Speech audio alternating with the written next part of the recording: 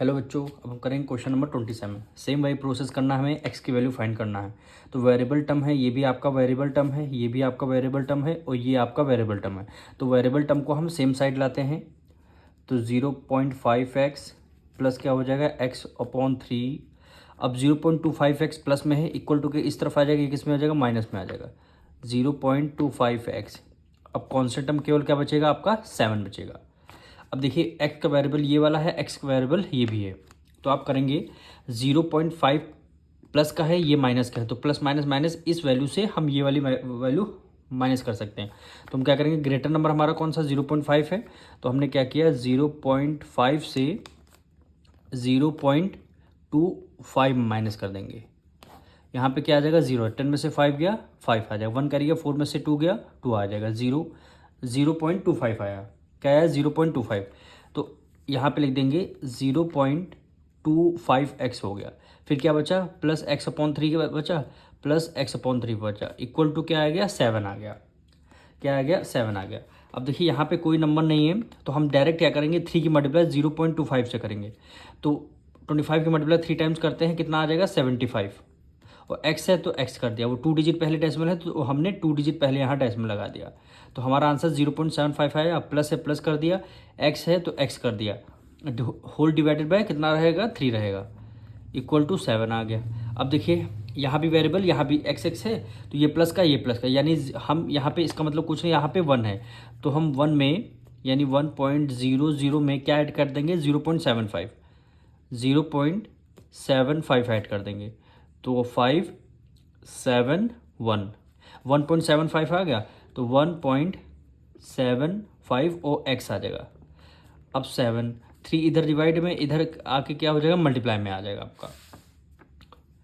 अब 1.75x 7 3 जा क्या हो गया, 21। 7 3 जा क्या हो गया, 21 हो गया। अब x की वैल्यू आपको फाइंड करनी है, तो 21 डिवाइडेड बाय कितना आ गया, 1.75। अब देखिए डेसिमल डिनोमिनेटर में हटते ही कितने डिजिट पहले, 2 डिजिट पहले डेसिमल है, तो ऊपर कितने जीरो आ जाएंगे, 2 जीरो आएगा। डेसिमल को हटाते ही ऊपर 2 जीरो आ जाएंगे। अब यहाँ से आपको क्या करनी है, एक्स की वैल्यू फाइंड करनी है। अब हम यहाँ पे डायरेक्ट डिवाइड कर लेते हैं। 175 से 2100 को आपको क्या करना, डिवाइड करना है।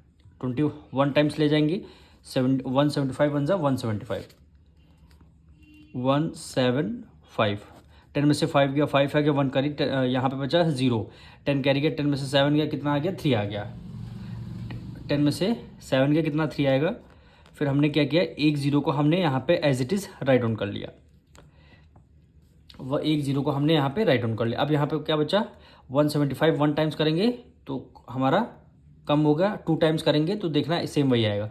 तो 175 को हम कितने टाइम्स, 2 टाइम्स ले जाते हैं। तो 5 2 ज़ा 10, 1 कैरी, 7 2 ज़ा 14 एक 15, 1 कैरी, 2 1 ज़ा 2 एक 3। देखिए 2 टाइम्स आ गया, हमारा कितना आया, 12 आया। तो x की वैल्यू हमारी 12 आ गई। x की वैल्यू हमारी, इस x की वैल्यू को आप LHS साइड रखेंगे और RHS साइड रखेंगे तो इक्वल दोनों वैल्यू हमारी आएंगी। अब क्वेश्चन में ही हमें क्या करना है, x की वैल्यू पुट करना है। तो 0.5 को एज इट इज़ लिखा, x की वैल्यू हमारी क्या आई है, 12 आई है, तो हमने 12 लिख दिया। प्लस x की वैल्यू हमारी कितनी आई है, 12 आ चुकी है, डिवाइडेड बाय कितना हो गया, 3 हो गया, डिवाइडेड बाय 3 हो गया। अब इसको हमें सॉल्व करना है। तो 3 1 जा 3 हो गया और 3 4 जा 12 हो गया। 12 की मल्टीप्लाई 5 से कर रहे हैं, 12 5 जा हो गया 60, कितना हो गया 60। 1 डिजिट पहले डेसिमल है तो वहाँ पे 1 डिजिट पहले डेसिमल आ जाएगा। प्लस यहाँ पे क्या बचा, न्यूमरेटर में केवल 4 बचेगा। अब देखिए 6 + 4 कितना हो जाएगा, 10 हो जाएगा, यानी हमारी LHS की वैल्यू कितनी आ गई, 10 आ गई है। अब हम RHS सॉल्व करेंगे, यानी यहाँ भी सेम वही प्रोसेस, 0.25 है। x की वैल्यू हमारी कितनी, 12 आई है, तो एज इट इज़ हमने कर दिया, प्लस 7 रहेगा। 25 की मल्टीप्लाई जब आप 12 से करेंगे तो आंसर क्या आएगा आपका, 300 आएगा। 25 के 100 12 से करेंगे तो आंसर कितना आएगा, 300 आएगा। तो 2 डिजिट पहले डेसिमल है तो हमने यहाँ पे 2 डिजिट पहले डेसिमल लगा दिया और प्लस 7 बचा। अब देखिए यहाँ पे डेसिमल के बाद 0 कोई वैल्यू नहीं, 3 + 7 कितना हो जाएगा, 10 हो जाएगा, 10 आ जाएगा। देखिए दोनों तरफ 10 आ गया, यानी लेफ्ट हैंड साइड इक्वल हो गया राइट हैंड साइड की।